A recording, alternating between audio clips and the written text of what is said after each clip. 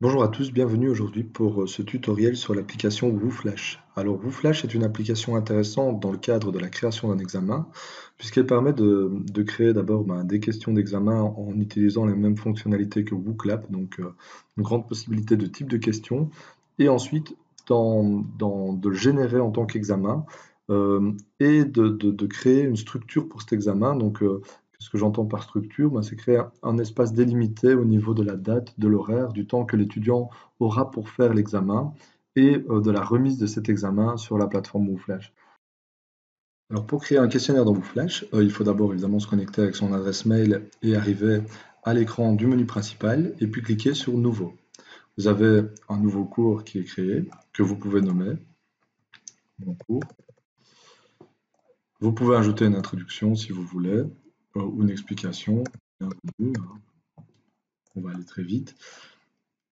Et vous pouvez créer des questions. Alors ces questions, vous avez les différents types qui s'affichent. On va partir sur une question à choix unique, mais il est possible de faire des réponses ouvertes, des textes à trous. Il y a vraiment plein de possibilités, je vous le disais, comme dans WooClap. Euh, Énoncer la question vrai ou faux.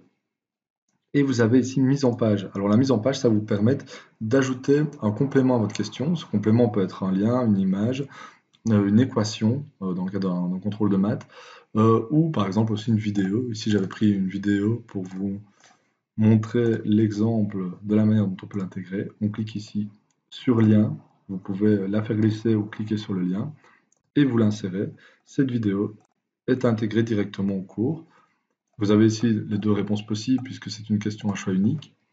On va mettre vrai et faux et on va dire que vrai est la bonne réponse. On sauvegarde. On peut créer une deuxième question. Exemple, une rédaction. Quelle est la couleur de cette image? En interrogation. Vous ajoutez une image, par exemple.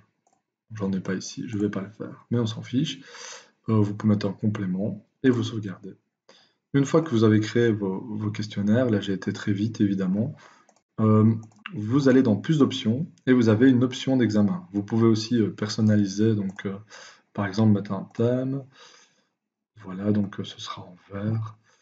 Vous pouvez exporter directement vos questions vers un format Excel. Mais ce qui est intéressant ici et ce qui nous intéresse, c'est l'option examen. Donc l'option d'examen va vous permettre de transformer le questionnaire que vous venez de faire en un examen.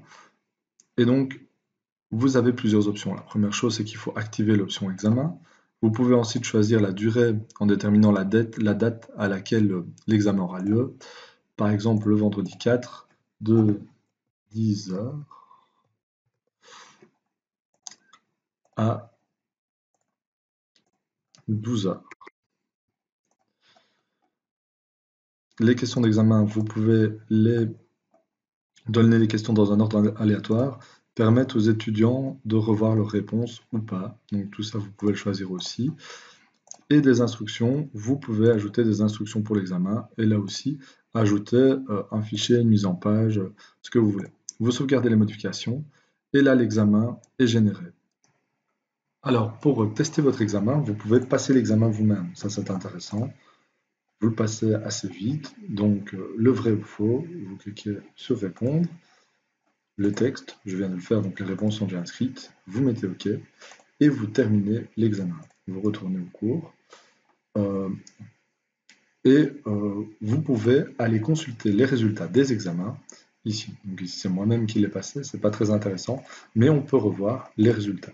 Il est aussi possible de directement télécharger tous les résultats d'examen sous forme de fichier Excel avec les réponses des étudiants.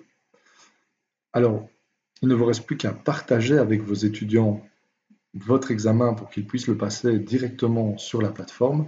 Comment est-ce qu'on fait cette opération? C'est assez simple et c'est ça qui est intéressant dans l'application Flash.